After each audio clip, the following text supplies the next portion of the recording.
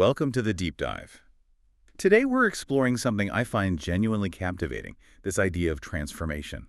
How things like time, nature, even, decay can become art. It really is fascinating, isn't it? Taking something that usually means breakdown and using it intentionally to create beauty.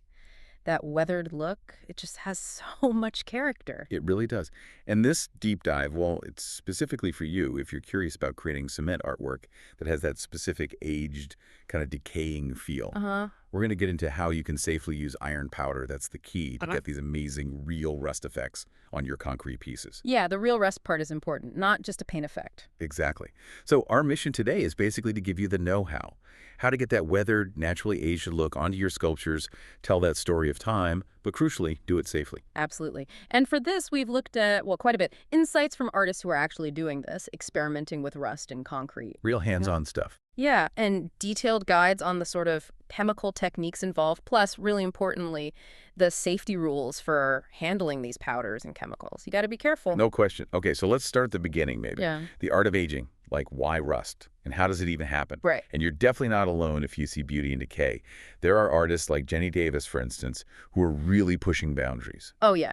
Her work is incredible. She combines concrete, cloth, rust, creating these solid forms with textures that just scream time. She's even had to kind of invent techniques because it's such a unique aesthetic. It really shows that creative drive, doesn't it? Finding inspiration where others might just see something falling apart. Totally.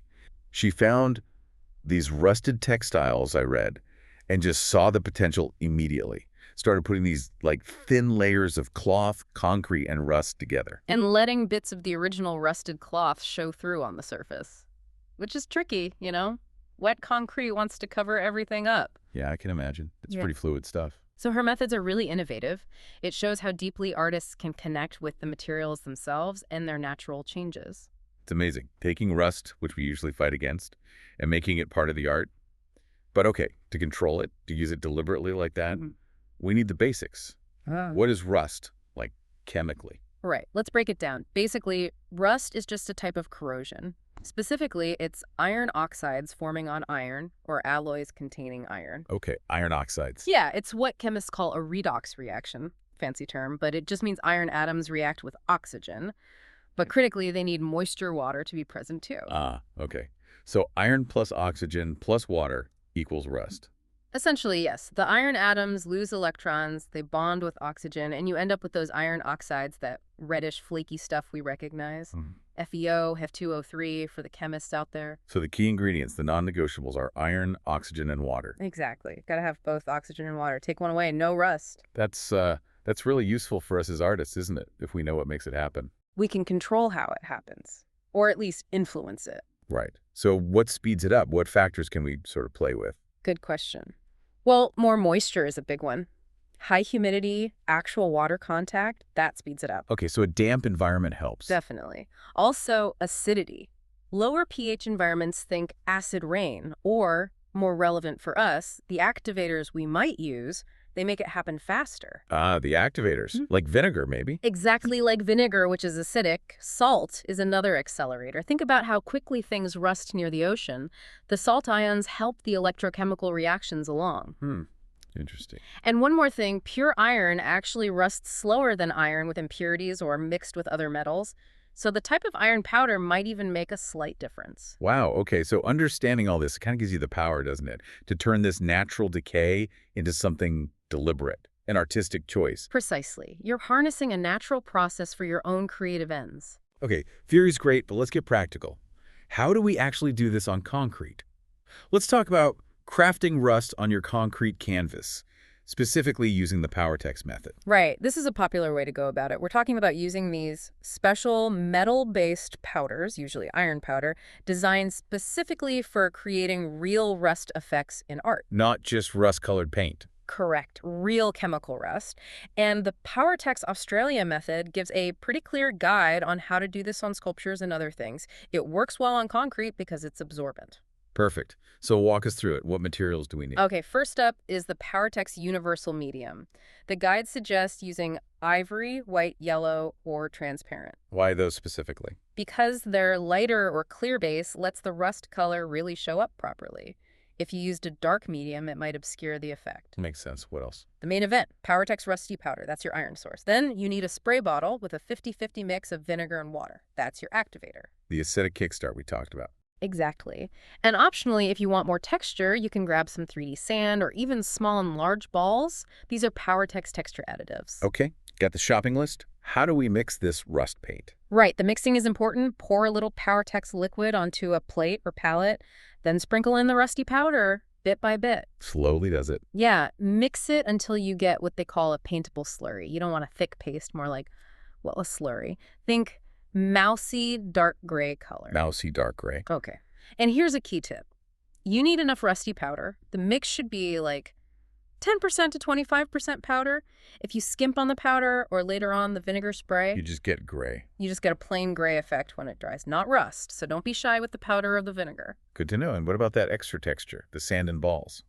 Right, if you want it more gritty, like real rust, which often looks great, just mix a pinch of the 3D sand or the sand and balls mix right into your slurry. It gives it more body, that bit of grit. Nice. I can picture that rough, authentic texture. So we've mixed our paint. Now we apply it to the concrete art. Yep. Use a brush or a palette knife. Since concrete is absorbent, the mix adheres really well. Apply a layer of your paste. Can you vary it? Absolutely. For different looks, you can even sprinkle a little extra dry rusty powder onto the wet paste in certain areas. That can create spots of more intense rust later. Ooh, I like that idea. Okay, paste is on. Now for the magic, activating it. This is the fun part. Take your spray bottle with the 50-50 vinegar water mix and spray the pasted area generously. Remember, the vinegar is crucial. It activates the powder. And then we wait. Then you wait. It's not instant. It'll take overnight, they say, roughly 24 hours, for the color change to really happen and the rust to develop. Patience is required? A little bit, yeah. And for a stronger, deeper rust, the recommendation is actually to repeat the spraying. Maybe spray it again a couple of times over the next few hours. So spray, wait a bit, spray again. Yeah, like maybe 3 times in total. Just be careful not to spray so hard. You wash away your paste structure. Gentle but thorough spraying. Got it. And can we control how dark or maybe how orange the rust gets? You can. More rusty powder in your initial mix generally gives a darker result. Using a higher concentration of vinegar in your spray, say up to that 50% mark, tends to make it rust faster and darker. Okay, more control levers. And the color tone, too. Yeah. Using transparent Powertex medium often gives a deeper real rust, or maybe a more orangey hue compared to the opaque mediums. Oh. And a really cool effect is applying your rust mix over a pre-colored base, like if you painted the concrete black first. The rust forms, but bits of the black might show through, creating this amazing contrast. Really fabulous, as they say. That sounds incredible. Loads of possibilities there. But with powders and chemicals, we absolutely have to talk safety. Safety first, handling your materials like a pro. Cannot stress this enough. You wanted to know how to do this safely, and it's vital. These materials are great for art, but they do have risks. What are the main hazards we need to be aware of? Okay, 2 big ones. First, combustibility. Fine powders, especially metal powders like iron, can actually form explosive dust clouds if they get suspended in the air in the right concentration and find an ignition source. Wow, okay, like flour dust, that kind of thing. Exactly that principle. Second is toxicity. Some powders can be harmful if you breathe them in, swallow them, or even get too much on your skin. Right, so this isn't just stuff to casually handle. Definitely not. Which brings us to protective measures. What do you, the artist, need to do? PPE, I guess. Personal protective equipment. Top of the list. Always wear gloves. Protect your skin. And the sources strongly advise using a respirator, especially when you're mixing or handling the dry powder, to avoid inhaling it. Makes sense. Dust masks aren't usually enough for fine powders, are they? Often not. A proper respirator is better. And protective eyewear is crucial too, especially when mixing or spraying that vinegar solution. You don't want that stuff in your eyes. Gloves, respirator, eyewear. Got it. What about the workspace? Ventilation is key. Work in a well-ventilated area, always, and directly related. Do not breathe fumes from the activator spray or any dust. If you're doing a lot of this, proper dust collection or ventilation systems are worth considering. Good point. And the explosion risk. Eliminate ignition sources. That means no open flames, no sparks. Keep hot surfaces away from where you're working with or storing the powder. Even static electricity. Even static, yeah.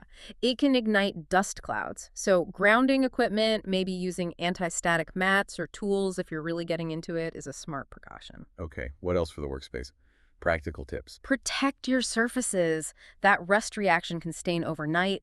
Cover your table or floor with plastic sheeting. Good tip. Easy to forget. And here's one I love. Use plastic tools for this project. Metal ones will rust too. Huh. Of course they would. You'd end up rusting your tools along with your art. Exactly. Intentional rust only, please. And it should go without saying, but keep kids and pets out of the work area when you're using these materials. Absolutely critical. And finally, know your materials. If there's a safety data sheet, an SDS, available for the powder or medium, read it. It has vital info on hazards and what to do in an emergency. So the bottom line is, be vigilant, use common sense, protect yourself. Always err on the side of caution. Your art is important, but your health comes first. Well said. Okay, we've covered the how-to and the safety. Let's talk about the final look. Achieving that aged and decayed aesthetic. That's the goal, right? Concrete art that looks like it's truly aging. Exactly. And this Powertex method is great for that because it creates really organic textures, that gritty, like real rust feel, and adds genuine dimension to the piece. It looks authentic. But there's a potential pitfall, right? Something about clear coats. Ah, yes. This is a crucial insight, especially for that truly weathered look. A metal sculptor, quoted in our sources, pointed this out very clearly. If it's actual iron oxide, ANY clear finish will turn the oxide dark reddish brown. It will destroy the weathered look completely. Whoa! So putting a protective clear coat on top actually ruins the specific look you were going for. If the look you want is that soft, powdery, varied, weathered rust, then yes, a clear coat, especially a glossy one, tends to deepen the color, make it look wet, and turn it into a more uniform reddish brown. It kills that delicate, dry, aged vibe. That is huge. Something you could easily do thinking you're preserving your work, but you actually change the aesthetic completely. It's a real dilemma sometimes. Do you preserve the exact look, potentially leaving it vulnerable, or do you protect it with a coating that changes how it looks? For this specific aged, weathered aesthetic, avoiding a pop coat seems to be the way to maintain the intended look. Good to know. It really highlights the difference between, say, construction concrete and art concrete, too. Totally. In building, we fight against water damage, freeze-thaw cycles that cause cracks, efflorescence, those white salty marks. Yeah, you see those on brick walls sometimes. Right. We use sealers to stop all that. But in your art, you're actually embracing or mimicking those very processes of decay and weathering for their aesthetic value. It's turning problems into features. Exactly. And that leads to the final point, really. Experimentation is everything here. Just gotta try stuff. Pretty much. One source just says, any ideas you have, just have a go. Play with the amount of powder, the strength of the vinegar mix, add more or less sand, try different application techniques, see what happens. That's where the unique results come from. Absolutely. Each piece can be a little experiment in controlled aging. You'll discover textures and color variations you didn't even plan. Sounds like a really rewarding process. It can be, yeah. Very hands-on, very immediate results. Well, after 24 hours. Right. Well, this has been quite the journey, hasn't it? We've covered a lot. We really have. From the basic science of what rust even is, to the practical steps of the Powertex method, getting those gritty textures. And crucially, how to do it all safely, respecting the materials. Absolutely. You should now have a solid foundation, the knowledge and the techniques, to start transforming your concrete into these really captivating pieces that genuinely look aged. Turning that plain concrete into something that tells a story, safely and effectively. It's about taking control of those natural processes, being deliberate, making art from decay. Which leads to a final thought, maybe. We learned today that sometimes artistic control comes from working with nature, not against it. Interesting way to put it.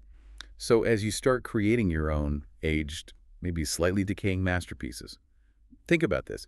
What stories will your sculptures tell? Stories of the past. Imagine futures. What kind of new beauty are you finding in that intentional imperfection? That's a wonderful question to ponder as you work. What narratives emerge from that controlled decay? Something to explore in your studio.